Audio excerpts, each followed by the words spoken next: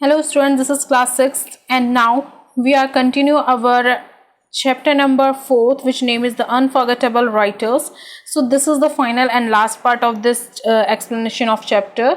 So here I am going to read. Students, if you have a book, so first you have to open your book and the page number is 50.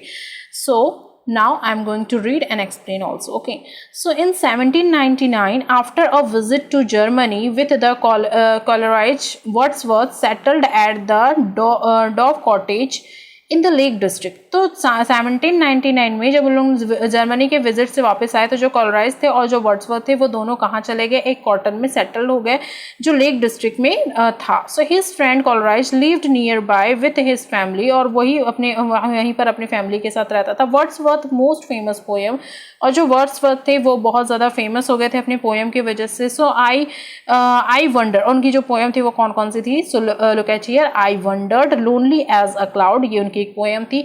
Was written at Dove cottage in 1804। तो इन्होंने Dove cottage में ही 1804 में ये वाली poem लिखी थी, I wandered lonely as a cloud.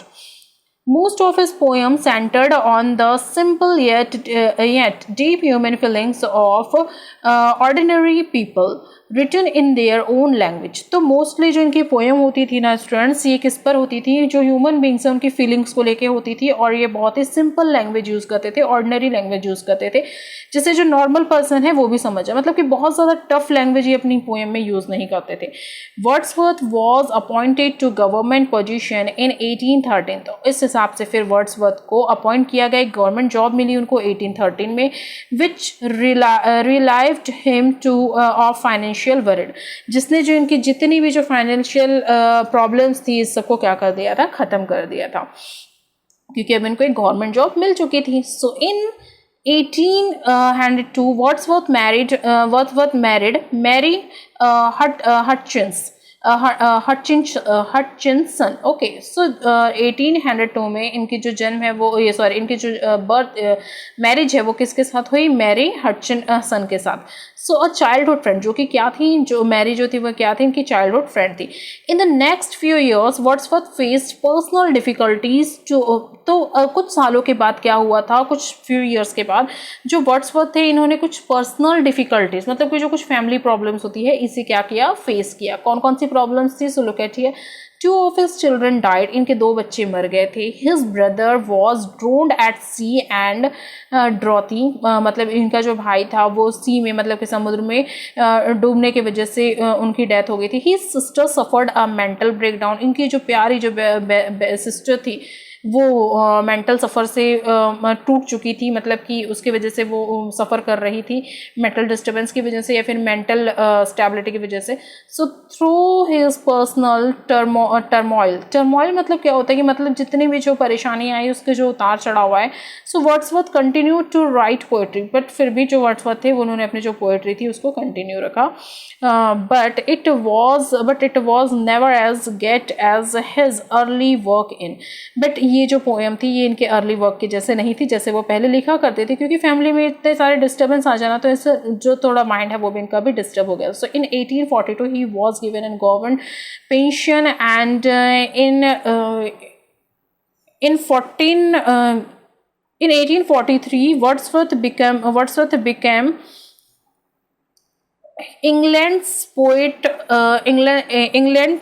Poet laureate. तो यहाँ पे क्या हुआ था स्टूडेंट्स कि बाद में इनको क्या हुआ था कि जो गवर्नमेंट थी उसने पेंशन अलाउड कर दी थी कि अब आपको वर्क नहीं भी कर रहे तो आपको पेंशन मिलेगी, मतलब कि पैसा मिलेगा। And he was government pension and in 1843 Wordsworth become an England poet laureate. तो और 1843 में इनको एक पोएट लॉरेट मतलब कि एक उपाधि होती है जिसे राष्ट्रीय कवि भी बोला जा सकता है, तो इस टाइप की एक उपाधि इन्हें मिल गई थी। A position he held for the rest of his life, the later years of his life were peaceful. और बाकी जो इनके जो आखिरी दिन थे, मतलब कि इनकी लाइफ के जो बचे हुए लास्ट आखिरी दिन थे, कुछ ईयर्स थे, वो बहुत शांति से पीसफुली निकले। Towards the end of his life he new much fame. और अपने ज़िंदगी के आखिरी दौर में, आखिरी दिनों में अपनी लाइफ के वो बहुत ज़्यादा फेमस हो गए थे, उन्होंने बहुत नाम कमाया। He was welcomed everywhere as a celebrity and his verses मतलब क्या होता है स्टूडेंट्स? पोएम होता है। and his verses become quite popular. तो अपने लाइफ के आखिरी दिनों में ये क्या हो गए थे, बहुत ज़्यादा नामी हो गए थे, बहुत ज़्यादा इन्होंने नाम कमाया। ही वॉज वेलकम एवरीवेयर, मतलब कि इनका हर जगह वेलकम किया जाता था एक सेलिब्रिटी के तौर पे, और जो इनकी पोएम थी वो बहुत ज़्यादा पॉपुलर होने लगी। On 23 April 1850 he died at the age of 80। 23 April 1850 में ये इनकी डेथ हो गई थी। तब इनकी जो उम्र थी वो कितने ईयर की थी, 80 ईयर की थी। At his home in Westmorland England. तो उनका जो घर था कहाँ पे था, वेस्टमॉरलैंड इंग्लैंड में था, और यहीं पर इनकी डेथ हो गई थी। So here student, this is all about the both writers which is Rabindranath Tagore and Wordsworth.